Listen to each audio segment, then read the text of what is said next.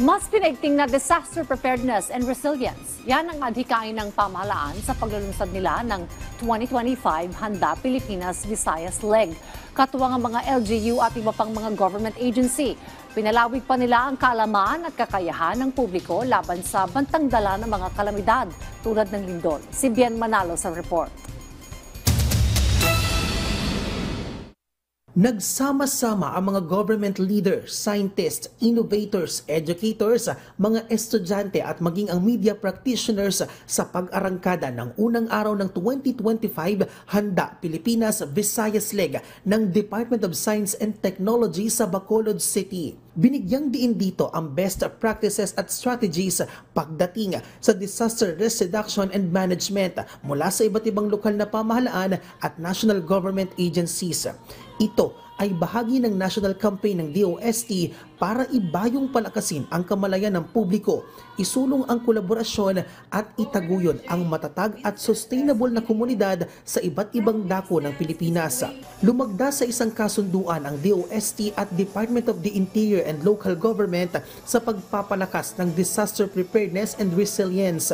Pinagtibay naman ng DOST at lokal na pamahalaan ng Bacolod ang isang kasunduan sa pagtatayo ng community-based flood early warning system. Opisyal na ring na-turn over ng DOST sa Bacolod LGU ang Handa Pilipinas Guidebook na magsisilbing gabay sa pagpapaigting ng disaster risk reduction management ng lungsod. It is not just courage that saves lives. It is science, technology, and innovation, and the power of bayanihan and collaboration. It is knowledge, innovation, and preparedness that turn tragedy into resilience. And resilience is not luck. It is science in action. Inilunsad na rin ang Project Signal, isang app na makatutulong sa mga lokal na pamahalaan at disaster risk reduction and management offices na makakuha ng localized at real-time na impormasyon. Magbibigay din ito ng mas mabilis na babala at komunikasyon sa publiko bago, habang at pagkatapos ng sakuna. Sa ngayon, tanging mga LGU pa lang sa Region 6 ang may access sa Project Signal. Pero nakikipag-ugnayan na ang DOST sa iba pang lokal na pamahalaan sa iba't ibang bahagi ng Pilipinas para maka-access sa application. Opisyal na rin binuksan sa publiko ang Handa Pilipinas Visayas Leg Exhibit. Tampok sa exhibit ang iba't ibang disaster preparedness innovations and technologies ng mga lokal na pamahalaan. Samantala, kasunod naman ang serye ng lindol na tumama sa iba't ibang bahagi ng bansa. Sabi ng Philippine Institute of Volcanology and Seismology of PHIVOLCS, hindi lang dapat ang paggalaw ng West Valley Fault na posibleng magdulot ng tinatawag na The Big One ang dapat bantayan, kundi maging ang malalakas na lindol na posible ring yumanig sa iba pang bahagi ng bansa.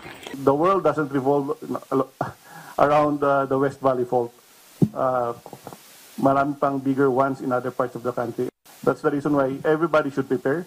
From lahat ng mga Pilipino should prepare kasi hindi lang sa Metro Manila pwede magkaroon ng malaking paglindol.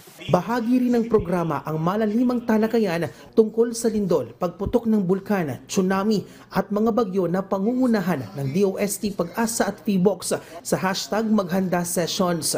Tampok din dito ang Brains and Breakthroughs Quiz Bowl para naman sa mga estudyante. Bien Manalo para sa Pambansang TV sa Bagong Pilipinas.